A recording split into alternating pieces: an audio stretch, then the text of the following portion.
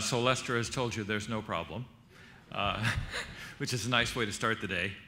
I'm going to talk about a much longer-term issue, and an issue that could be a big problem or could be an overwhelming opportunity, depending upon how we deal with it. The whole issue of clean tech, energy efficiency, and the global economy. I'd like to make 5 simple points or touch on 5 different areas. The first is the link between global climate and energy challenge. The second are some of the issues associated between climate issues and trade. The third, looking at clean tech business opportunities. The fourth, looking at a very special opportunity that I think Taiwan has, where you could really stand out in the world and be a leader. And finally, what you really need to do to change the whole situation as young people working in business and elsewhere. I'm going to start with a graph. This is based on work from the MIT Joint Program on Climate Change and the Economy. It's reflected in a systems dynamics model developed by my colleague at Sloan School, John Sturman, and simply looking at various paths of global CO2 emissions versus what might happen with global warming. And if you look at the top graph, that's business as usual. That's kind of the path we're on now. And if we stay on business as usual and we continue building up carbon in the atmosphere, it looks like we're talking about 4.8 or 5 degrees centigrade warming. And frankly, we will not have a global economy if that is the case. Or if we do, it'll be a radically different one. The confirmed proposals among countries get us down to what? About 4% C temperature rise, which again, the scientists tell us is an almost impossible state for us to operate in. Substantial sea level rise, major changes in temperature, major disruptions to the global economy. Potential proposals have been talked about, might get us down to 2.9 C or something like that. We really need to get onto a low emissions path that might keep us within 2 degrees centigrade. And the key point I want to make is we're having a lot of discussions about whose fault is this problem, who should move first, the fact that the West has used up half of the reservoir already. But even if the Western countries go to zero emissions, large, rapidly growing economies like China will also have to cut their emissions radically. This is a global problem. It's not the problem of any party. And the notion that there's a significant trade-off between climate and the economy, I believe, is false, because unless there's significant reduction of greenhouse gases, we're all going to have an environmental and economic disaster. So we're either facing disaster or change. It's not economy versus climate. We must deal with the climate issue. And I think that's becoming clearer and clearer.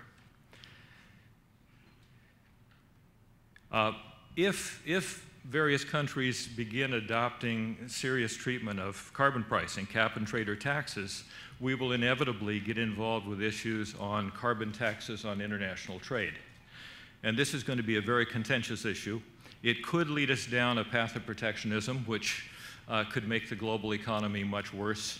It could also lead to new ways of keeping the economy open. I don't have specific solutions, but I think the key point is here that we need to focus on the specific greenhouse gas emissions along particular production paths, rather than whether a particular country is virtuous or not. Imagine that the rest of the world deems that India is not complying with greenhouse gas standards, and we basically place a tariff on any product coming out of India to reflect its putative greenhouse gas emissions. We would be totally destroying the incentives for some firms with India to clean up their act. We would be penalizing those parties in that country that had actually made the relevant adaptations. And I think where Taiwan sits in a sense, managing many of the supply chains of the world, it is strongly in Taiwan's interest to say the greenhouse gases need to be looked at along the supply chain rather than by country. This will clearly be an issue with China. And I think it's very important that we say that those industries, those companies, those supply chains that adjust their greenhouse gas emissions should be treated well. Those companies, those supply chains that don't should face penalties. And I think that's going to take a great deal of work. and we're going to have to look at that very carefully again to make sure we don't disrupt the global economy. Now, if we think about clean tech and energy efficiency, this is a famous graph that many of you have seen in McKinsey reports. Basically, we're talking about investments and innovations that span the entire energy supply chain. So you can start with sources of energy, and we like to talk about solar and wind. Those are the visible and sexy ways of dealing with the greenhouse gas problem. Or we tend to go to the other extreme, and we look at things like fully electric vehicles, and we say, that's a beautiful way to deal with the problem. A large number of the most interesting options are kind of in the boring middle. To reduce waste heat, to improve the efficiency of air conditioning systems, to improve the efficiency of every electric motor we use, to put a better insulation in buildings. There's a lot of rather humdrum stuff that is really going to make a difference. The point that really comes home to me is if you look at the United States, our energy generation in terms of the amount of the energy put into the system versus the amount of energy captured from the system, we run at about 30% efficiency. Denmark runs at about 60% efficiency. The difference is largely capturing and reusing the waste heat. That difference is bigger than the full amount of energy we use in the transportation system. So it basically says making the fundamental systems of life more efficient are critical. And a lot of the opportunities for that are in what I would call the cyber structure. So they're in the IT that control our use of energy, control all of the various appliances that we use that use energy, as well as the kind of decisions that the two speakers mentioned at the start, taking mass transit as opposed to driving, right? So there are a lot of behavioral changes that are required, but there are a lot of engineering of virtually everything we do. A key point of this slide is that clean tech and energy efficiency involve a dual value proposition. Because on the vertical axis here, we're talking about the cost of eliminating greenhouse gases. And then we're also looking at the economic cost of eliminating greenhouse gases, right, versus the gas themselves. You really need to think about environmental impact and economic impact. What this graph shows is that there are a series of possibilities at the far left side that are actually environmentally sound and economically beneficial. Building efficiency, better lighting systems, better air conditioning systems, better fuel efficiency in vehicles, a whole series of things would actually be both economically positive and environmentally positive. Then in the middle, we move into things where it starts costing us economically to remove greenhouse gases, but not that much until we get out in the extreme end. A key point, and I'll come back to this though, is to think about the dual value proposition. Whenever you think about an economic activity, whenever you think about a business, what does it do for you in dollars and cents? What does it do for you in environmental impact? And bringing those two together.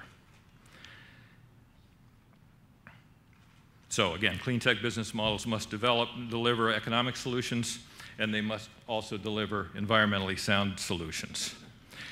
There's several ways to integrate the two value propositions, and this is the biggest challenge we face in engineering our economies, our technological systems, our policy systems.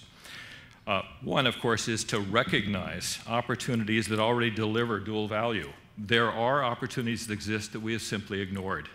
I had a project in class last year, very boring, just changing membranes in water filtration and air conditioning systems. Huge impact on energy use.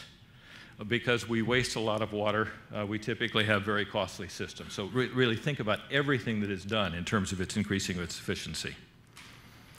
A second is technology standards. So I think soon we will see ruling out incandescent light bulbs and replacing them with LEDs. That's relatively easy. Although one problem with technology standards is some technology standards impose a very, very high economic cost for reducing greenhouse gases. Others impose a low economic cost. And in a sense, technological standards don't carefully look at the dual value proposition. Renewable energy standards. So many countries are adopting standards where there must be 18, 20, 25% renewables. Again, can be very useful, but often do not carefully trade off the economic versus the environmental impact. feed-in tariffs, which are very common in Europe, which again is a way of placing a higher value on carbon-free electricity. Again, that is an explicit economic trade-off versus the environment, very common. Interestingly, there are a lot of lead users, and these are both individuals and companies and countries, that are willing to go beyond market prices for environmental benefits. So a choice to drive a hybrid car right now is not an economic choice. It's a choice to have a positive economic, environmental impact. And all of you have chances to do that. And I think companies do very well to think about addressing those lead users who really do place high value on an environment and delivering the value. Ultimately, though, we're going to need to move to a system of global carbon pricing. Whether it's done through cap and trade or taxes or some other mechanism, getting the cost of greenhouse gases incorporated in the basic pricing system is the ultimate way to integrate the two value propositions. But what I'm suggesting is there are many, many ways to do this on the path towards global carbon pricing, and we can make a great deal of progress in the meantime.